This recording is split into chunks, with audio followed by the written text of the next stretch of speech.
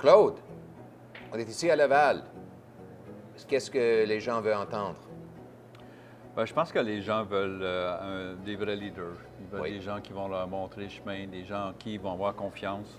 Je pense que les années de Trudeau ont démontré un manque de leadership dans laquelle il a divisé pour essayer de gagner des points partisans politiques.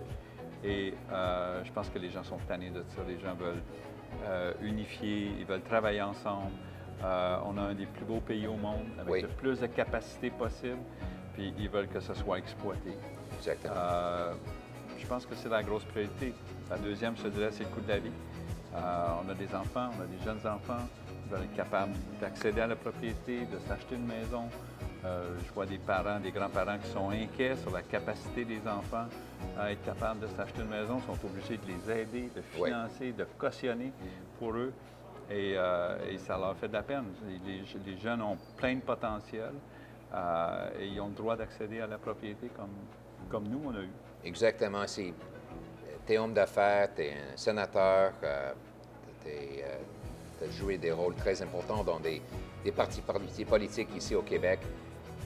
As-tu jamais vu une situation au Canada, y compris au Québec, où des gens de 30 ans doivent vivre dans le sous-sol de leurs parents parce que les maisons sont aussi chères que ça? Non, pas au Canada. Au Canada, on n'a jamais vécu ça. Oui. Et puis, c'est sûr que M. Trudeau n'a pas aidé en imprimant de l'argent. C'était écrit dans le ciel qu'en imprimant de l'argent, on augmente l'inflation, on augmente le coût de la vie. Puis si les salaires ne suivent pas, bien évidemment, ça fait un déficit dans le portefeuille des gens. Oui. Donc, clairement, M. Trudeau n'avait pas de politique. Sa seule politique, c'était d'imprimer de l'argent et de dépenser. Un problème, voici un chèque. Exactement. C'était la solution. Il dépense plus qu'il récolte pour le gouvernement. Ça cause un déficit gouvernemental. Il paye pour ce déficit en imprimant de l'argent. Ça cause l'inflation. Maintenant, l'inflation est 2 fois plus élevée que les augmentations de salaire. Ça veut dire une vraie coupe de salaire pour chaque personne.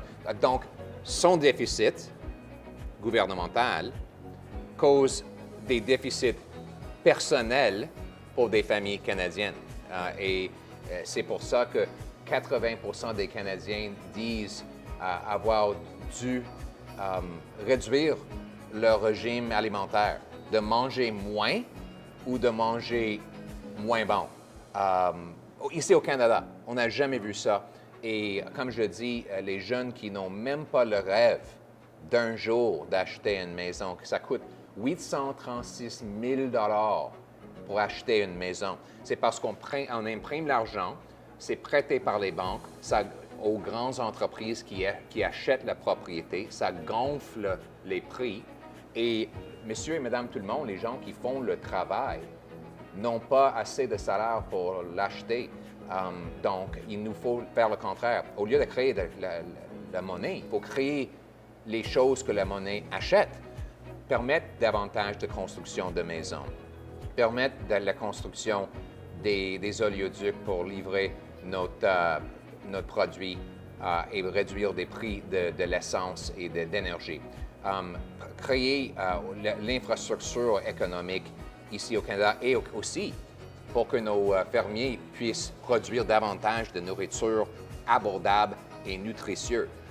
Donc, c'est ça le but, c'est de créer les choses ce dont les Canadiens ont besoin avec un libre marché au lieu de simplement imprimer l'argent pour gonfler le coût de vie. Exactement. Donc, exactement. Puis je pense que, Pierre, tu es l'homme tout désigné. Je pense que tu es un francophone, tu es né en Saskatchewan, tu as étudié en Alberta, tu as déménagé à Ottawa, tu as marié une Québécoise. Bonne décision. C'était une très bonne décision. Montréalaise en plus. Ouais, tu envoies tes enfants à la garderie en français. Exactement. Tu parles en français à la maison. Oui. Je pense que tu es l'homme parfait qui comprend les différentes parties du Canada, les différentes régions, les différentes mentalités du Canada. Oui. Et tu es capable de nous unir parce que Oui. tu veux travailler sur nos forces et pas essayer de diviser pour gagner des points politiques. Oui. Et ça, je pense que ça va être important pour le futur. Merci, j'apprécie ton appui. Peu importe où je vais, Mes parents sont nés en Saskatchewan, moi en Alberta. Je suis en Ontario comme député élu 7 fois. Et ici au Québec, la province de ma femme, peu importe où je vais, les gens veulent avoir le contrôle de leur vie, de pouvoir réaliser leurs propres rêves et d'unir comme pays, d'unir peu importe les différences de classe, de race, d'où les gens sont nés. Il faut unir pour réaliser les rêves du pays et des gens. Donc, c'est ça le but. Et je suis très reconnaissant de t'avoir comme un supporter pour cet important effort pour le Canada. Ça me fait plaisir, Pierre, puis je suis certain qu'on va réussir, puis c'est les Canadiens qui vont être gagnants. Merci, cher ami. L'appétit. Plaisir.